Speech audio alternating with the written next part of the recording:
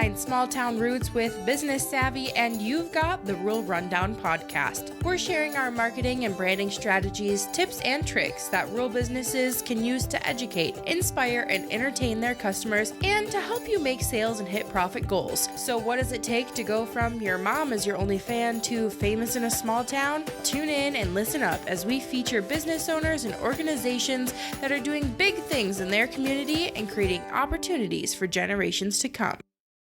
Hey everybody, welcome back to another episode of Rural Rundown Podcast. Today is a really fun one because I'm doing rapid fire with my other co-host Brenna. So today I'm kind of treating her like an interview.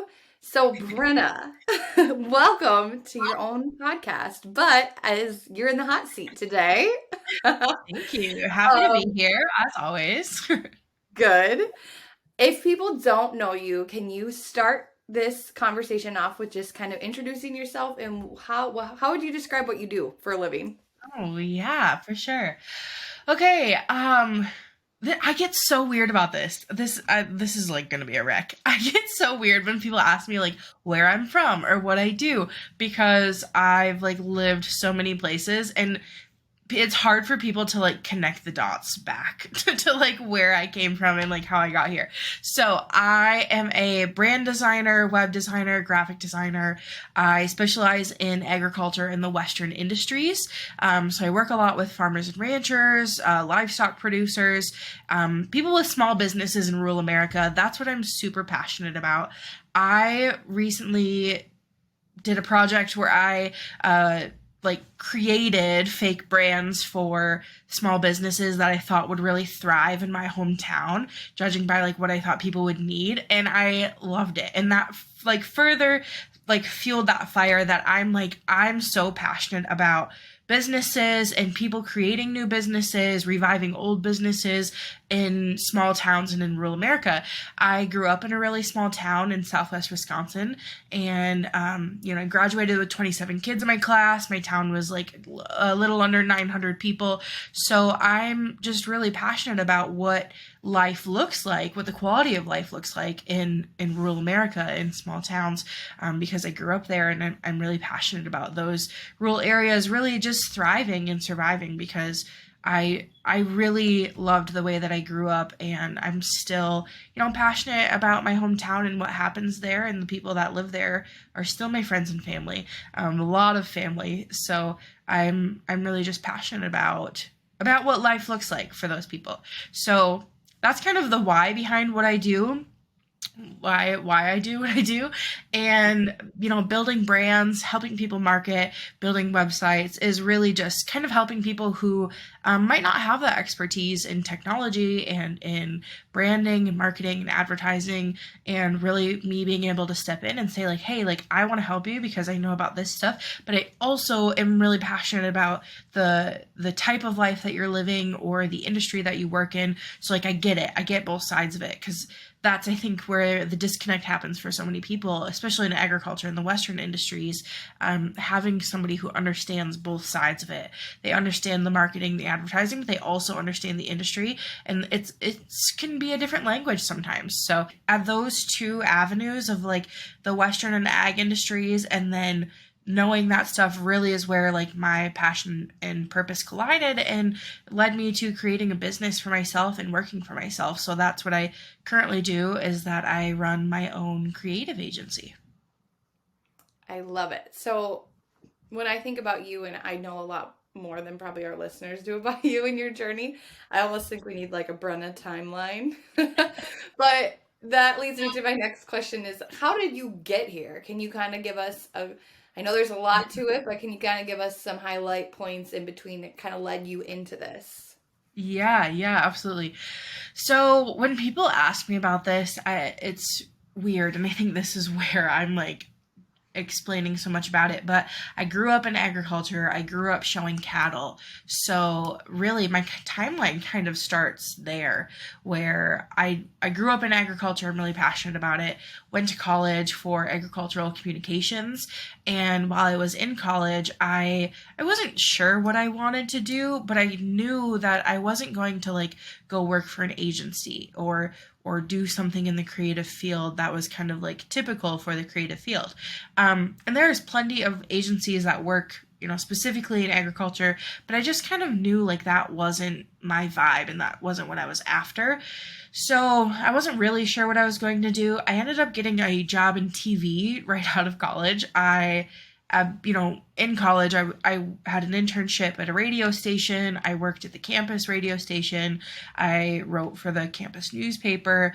I was freelancing for a couple of publications before I graduated college. And so I was already in this journalism, trajectory, and went into TV news. Was a TV reporter for 2 years in Rapid City, South Dakota, where I had this emphasis in ag journalism. So I really brought my background with me and was able to tell a lot of ag stories. When that contract ended at KOTA, just kind of like how the TV business works is that everybody's on 2-year contracts, 2 to 3 year contracts.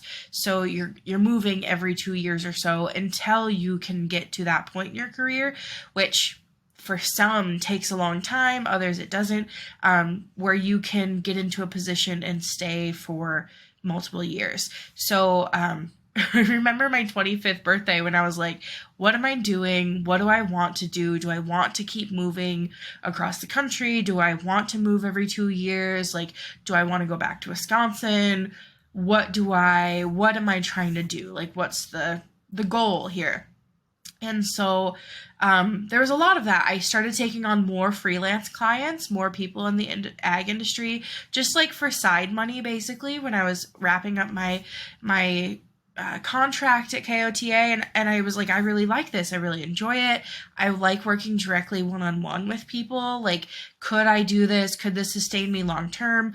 And then the brewery that I was bartending at, again, just like for part-time cash, I had asked them if I could take on some of their graphic design stuff, and they're like, yeah, for sure. So I was like, okay, well, now I can leave Coda and feel good and like still be making the same amount of money, because I don't know if people know this, but TV does not pay good money. And so I was able to like match that paycheck and just kind of like started, it was kind of working for myself as an independent contractor, but I was being employed by the brewery. I was working one-on-one with some other people. During this time, I had also, met my now boyfriend, Oli, and he was a traveling photographer. He'd worked for himself. And while he was in the Rapid City area, he's like, hey, do you want to help me out, work with me? For like a whole year, I was like, no, I can't. Like every time he would come into the area, he would like reach out and I was like, sorry, like I just don't have any time.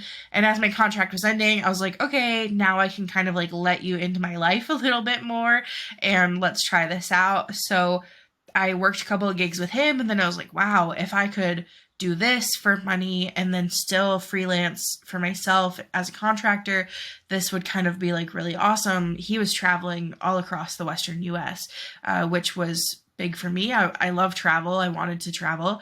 So I started doing that, and which branched me into the Western industry, the horse and rodeo news industry, because that's a place that I wasn't familiar.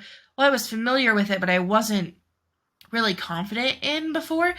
So I traveled with Oli for 3 years, again, doing my business on the side, still taking contract work, and obviously working with people that I'd met through Oli's Images. Then, man, it's been a year and a half. He retired from Oli's Images, and we moved to Arizona, and I really took my business full time. And it's been crazy to look back at what has happened in a short amount of time to where I am now, which is I just recently took over the managing editor role of a newspaper that Oli's parents used to own, and they recently sold it. I contract for myself. I've hired a team. I have 3 employees that I have on my team that kind of help me out with projects, and I just continue to build brands and websites and help people with advertising and marketing. Again, just one-on-one connection with small businesses and people who are living that kind of like rural life, and specifically all of my clients are in the ag or Western industries. Did you just share on Facebook, has it been 5 years since you left Coda? It's been 4 years. 4 years since I left KOTA, and that is like it. When I saw that pop up yesterday, I was actually like blown away. That I was like, wow, I can't believe it's been 4 years, because it feels like it's been 10. And then when I like see that it's only been 4 years, I'm like, 4 years is such a short amount of time. And I feel like my life has totally changed in that 4 years. I remember when I was leaving KOTA and I decided I wanted to work for myself, I was applying for other TV jobs. I wasn't really hearing from anybody, and I wasn't really like totally in it either. And I was like, I don't know, is TV what I really want to do? There were so many things I loved about TV. There were so many things that I hated about my particular newsroom, and the kind of like culture that was in that newsroom. And so I was like, do I really want to do this? Is it like this other places? And I had a lot of colleagues who were also transitioning again during that 2-year contract time. You know, there were a lot of people who left right when I left right when I started, that I had worked with for maybe 2 or 3 months, and I got to see them transition over my next, year and a half.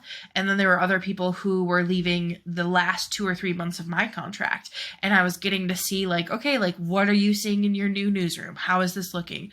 And it was a lot of the same kind of struggles and things happening. And I was like, gosh, is this really what I want to do?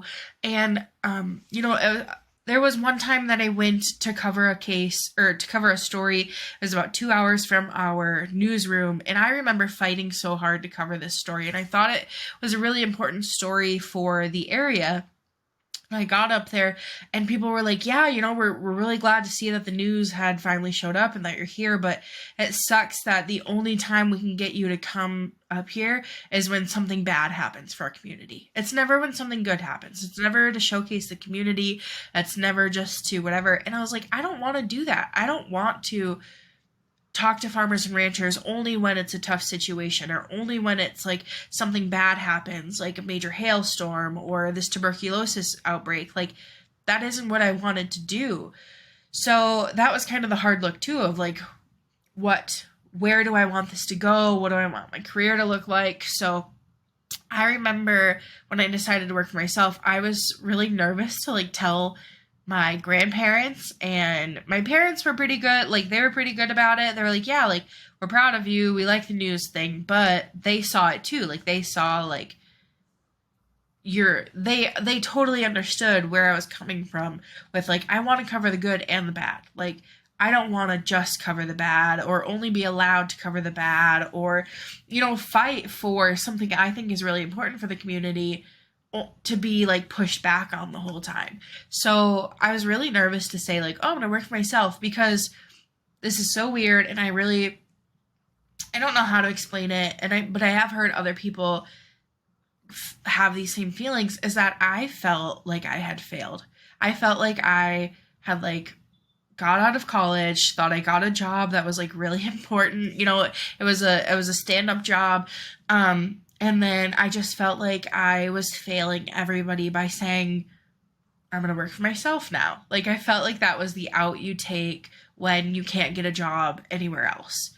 And so I was really embarrassed, and I remember like I didn't want to go back to my hometown. I was really embarrassed for a while to like run into anybody or see anybody, because I didn't want anyone to be like, oh, what are you doing now? And I was like, oh, well, now I work for myself. Like, it was very weird. I felt, I don't know any other way to explain it except for that I just felt so embarrassed that I was going to work for myself, because it felt like, well, I can't get a job doing what I want to do anywhere else, that I'm just going to work for myself for a little bit. And I never wanted anybody to like see that as a failure, but that's definitely how I felt at the time. Oh, that's so honest, Brenna. I mean, I feel like that's such... thank you for sharing that, because I don't think that's probably easy for people to talk about, but I can see why you felt that way. And sometimes I think when you own your own business, there's a lot of misunderstanding about what you do. And sometimes it's exhausting to try to feel like you have to like not necessarily defend yourself, but like prove that what you what you are doing is, profitable or sustainable. And it's just like, do you want to get into that with people? So I could totally see why you were like, no. Yeah. Oh man. A journey for sure. Okay. Yeah, it was. It was a weird time, but here we are. But a good time too, because like you said, now 4 years later, that feels like a long time, but also feels like a short time. And I think that's testament to what you've been able to do and build. You're still around and you're still kicking, and this is, you're here. So Yeah. one of my next questions for you would be, and I kind of hate this question, but I think it's interesting because I don't think you probably have a typical day. So the question would be, what's a typical day like for you? I'm guessing you don't really have a typical one, but how would you answer something like that? Yeah. Okay, so I try to stick to a routine, just because I feel like I get more things accomplished or I do better. So recently, my typical days kind of look like I get up in the morning and I shower right away, then have breakfast. Oli normally beats me to like eating breakfast, so we don't often like sit down and eat together, but we do kind of like just hang out in the morning. And I recently bought a new coffee machine, so I've made it like my mission to enjoy my coffee. And my goal every day is to eat at least one meal outside, because we do live in Arizona where it's beautiful every day, all day long. So I either enjoy my coffee out there and just kind of like have a morning to myself, or we sit at the breakfast table together, but we don't really like share breakfast or whatever. So hang out for a little bit, and then my goal is to start work at 9 a.m. every day. So by 9 o'clock, my goal is to really be in my office at my computer. I go through my emails every morning first thing, which I like kind of hate about myself, but I can't break that habit for some reason, because then I tend to make my to-do list based on my emails and based on like who needs me most in the day. And then from there, I kind of go on to whatever I have going on. So the way I structure my client projects is that I try to have two overlapping at the same time. But depending on how those projects go, it can be anywhere from 2 to like 5 clients at a time. And so I just kind of work through whatever I have for the day. I have a schedule of how I like projects to go. So we kind of work in phases. We work in like each week basically is a phase of the project. So it kind of depends on what I have going on that day, whether it's a branding or a website. I spend a lot of time in Illustrator. I spend a lot of time on Squarespace.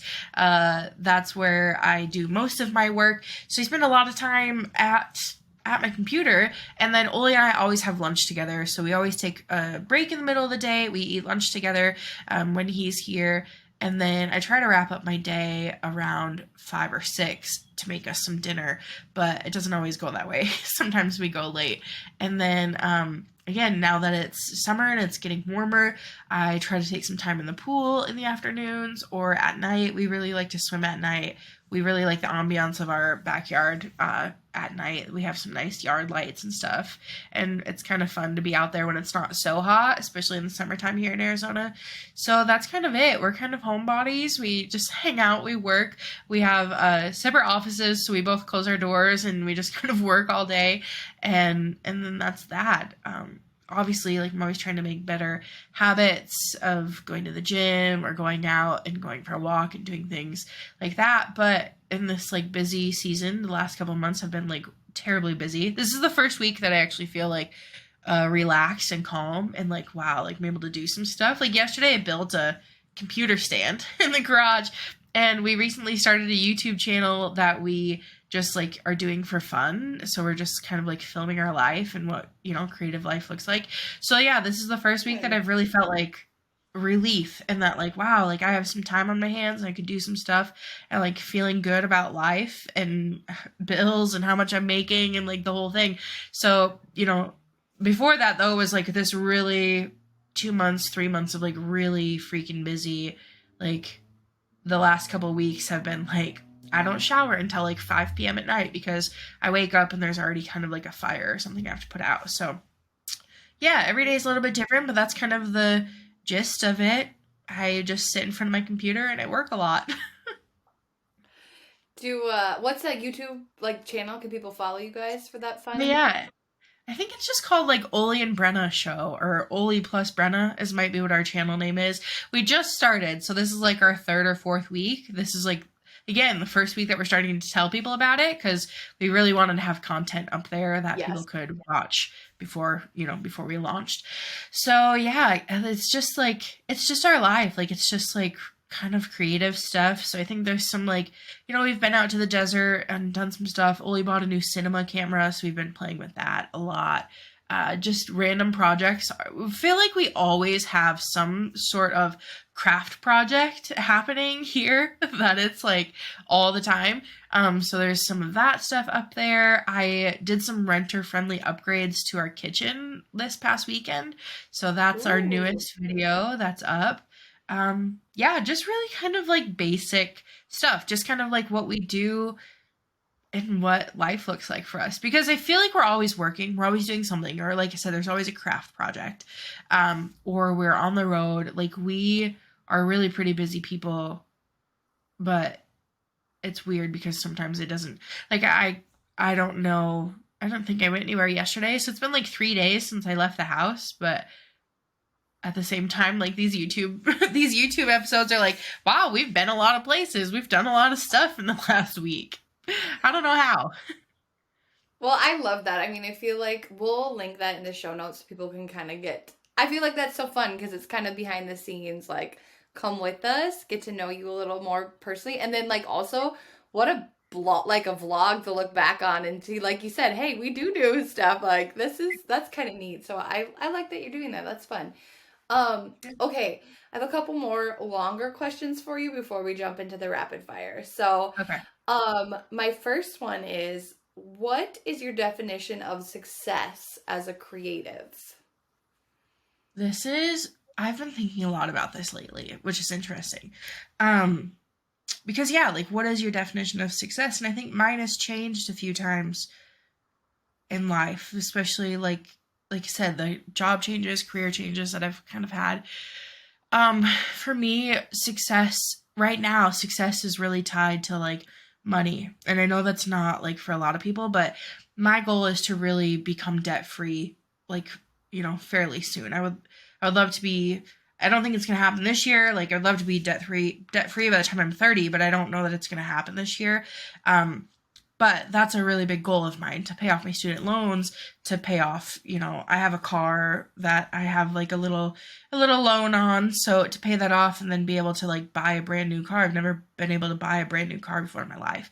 So that's something that is like a goal of mine. And it's weird. I think that's like a weird goal for most people, but for me as a business owner, that's what I see success as. Like, I'm able to build a business big enough to sustain myself and to reach these goals, to become debt free, to be able to buy a brand new car is like something that's really big for me. And then as a creative, like, my success is really tied to my client's success. So for me to be able to build brands or build websites for clients that turn around and generate them a lot of money, that to me, that's like major success. So that's what I'm always striving for, is making my clients successful. Like, if I can make my clients blow up and make their business be huge and, see them have increased sales, that is super success for me. As a creative, it means I've done my job right, and that my thoughts, ideas, and, approach to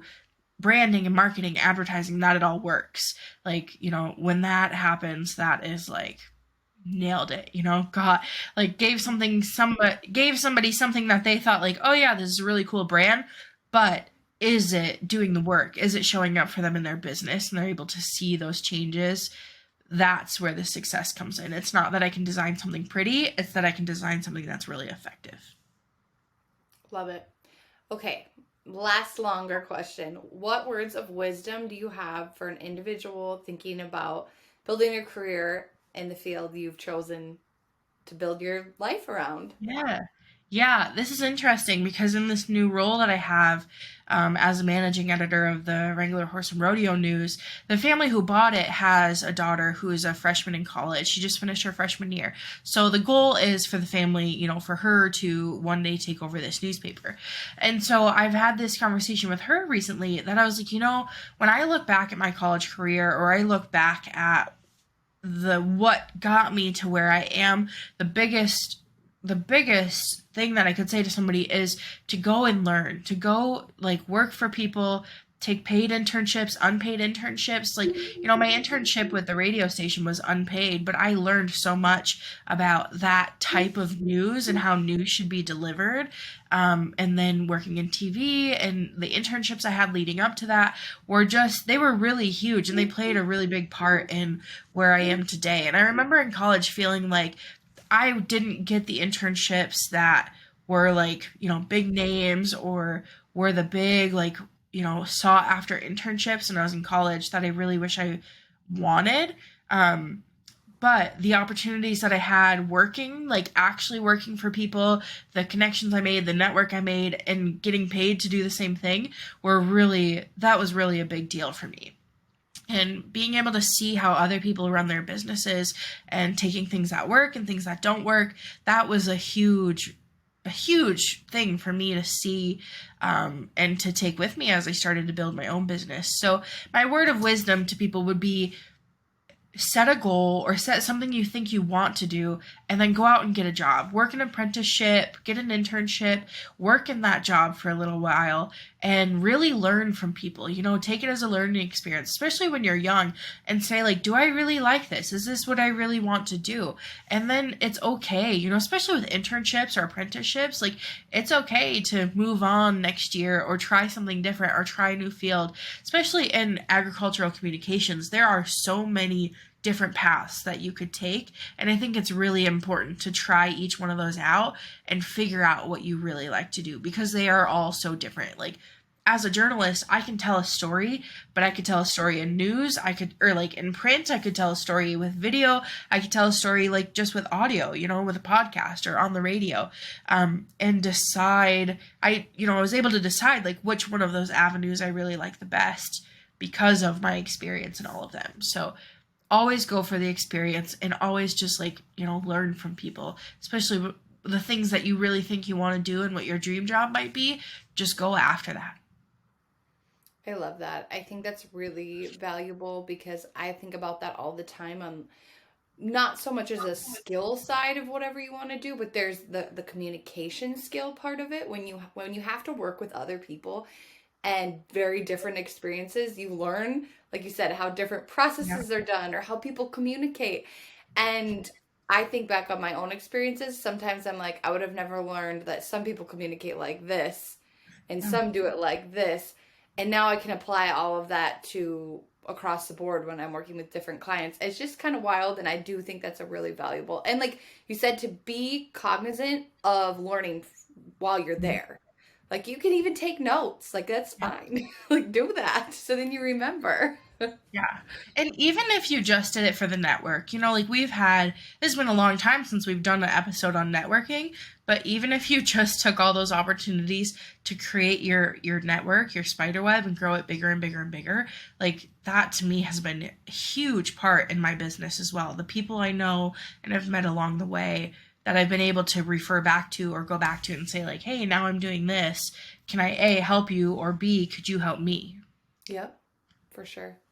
Okay, are you ready for some rapid fire questions? I think so. I'm a little nervous, but yes. These are fun. I think they're fun anyways. Okay. This one's a little different. I don't think we've ever talked about anything like this. It can be anything. Is there a product that you would buy over and over again? Across the board, anywhere? What would it be? A product I would buy over and over again. I buy pens. Markers, pencils. Constantly. I have so many pens that I never pick up and use, and I will buy them every time. Do you have a certain kind you like, or is it just a variety? Yeah, I do. These, the Papermate, the flares, they're colored pens, markers, kind of. I buy these constantly. I have I have 3 boxes of markers, like alcohol markers, other markers, fine liners, but these are like what I go back to. I don't know why I buy anything else. I have so many markers, pens, and pencils. I can appreciate that. So I love it. Okay.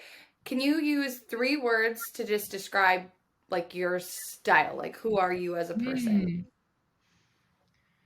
My style, Western. I like a little. I'll say alternative, and I feel like alternative and like retro. Lately, this is weird. Lately, I've really been channeling Chessie from The Parent Trap. Now I'm an aunt, and I want to be like Chessie was it, man. Like with the clothes, her like attitude, everything. I was like, so yeah, that's. But I don't really know what a word is for that. And then I think the other one is the other word that I would use to like describe me, my personality, and like my style would be like friendly. I think that's like one thing. I'm always like friendly to people. I love it. Okay. Are you a morning person or a night owl? I used to be a night owl, but now I've transitioned to a morning person. Oh, it can be done. You're telling us. Breaking news. Every night, like I want to go to bed by like 9:30 or 10 o'clock, and Oli wants to kill me every time. Like, I can't. I fall asleep on the couch. I just like, I don't know what it is, but every morning I'm up at 6 o'clock. Like, internal alarm is like, hello. Okay. Favorite place you've ever traveled? Norway. And the hands down, Norway. Oh, I love it. Okay. Pet peeve. Oh my gosh. Like, a pet peeve, like, when people are rude. I really like when people are just like can't be a decent human. That's actually probably my biggest pet peeve, whether it's like professional or just in life in general. Like, just be a decent human being. Good one. Okay. What show have you binge watched the fastest? What did we just watch the other night? We watched Russian Doll on Netflix. We watched the whole first season in one night. I've never seen it. Was it good? It was good. At first, I was kind of like, oh, what's happening? It took a lot of episodes to get into, but then it kind of like turned into like this mind game. We really like Sherlock Holmes type of shows. Anything that kind of has that vibe of like a mystery, kind of like a mind game puzzle thing. We love that, and that's what this was. Okay. What podcast do you listen to? Oh, recently I've been listening to, I have to look it up. I took a break on podcasts for a while. I don't know. I was like, you can get to that point where it's like information overload, too much things going on all the time. But recently I've been listening to, oh, maybe it's not even going to show up. Maybe I don't even follow them. It's like a creative podcast, and the guy who runs it, I think, does such a good job of making the podcast be really fun and upbeat. He adds a lot of music and stuff like that. It's not coming up. But the other ones I've been listening to are the Off Air Juicy Designer podcast and the CE Over It podcast. Those have been 2 that I've been listening to lately. What's your favorite farm animal? Pigs. It always has been. Yeah, little piggies. I love piggies. What is something you want to learn? I want to learn illustration. I am like dying to learn how to be a better illustrator and how to add illustration to my work. Love it. Okay. Last one. Advice you would give to 10-year-old Brenna. Oh God, that makes me want to cry. 10-year-old Brenna. It doesn't matter what people think. It really doesn't. Like, just to be like the happiest version of you. And I think I would love to tell 10-year-old me, if I would have known this before, like, it's okay to not be picked. You know, growing up in a small town where there's a lot of politics and like being, you know, not the underdog, but being somebody who like never had a name. Like there's a lot of things my sister and I did that we were the first of in our family. So we didn't have that kind of like, oh, I knew your dad or you've been in the industry forever. Like it's okay to not be picked. Like you're still going to be successful even if not everybody knows your name. Oh, that's great. That's a good one. Okay. Do you have any final thoughts you want to leave with our audience? This was fun. I hope you guys liked it. Talking about yourself is hard, but you made it like fun, Rach. So thank you. I tried. Thank you. Thank you for being a guest and being a good interviewee. You were great. Absolutely. I can't wait to interview you. Makes me a little nervous, but it'll be fine. Oh, if I have too many like brain lapses, you'll just edit it together better. So that's what I'm worried about. Well, thank you, Brenna. Thank you to our audience for listening. We can't wait to be coming back into your earbuds. Do people even wear earbuds anymore? Like I do. Okay, audio. Yeah. What would you say? Am I saying that wrong? Coming back to your earbuds. Individualized listening experience very soon. Thank you. Have a good day. Well, that's it for this episode of the Rural Rundown Podcast. Thanks for listening. You can always find us on social media at The Rural Rundown. And if you really liked this episode, we would totally love it if you gave us a review and gave us a little rating. It would mean so much to us. And for more small town roots and business savvy, catch us on the next one.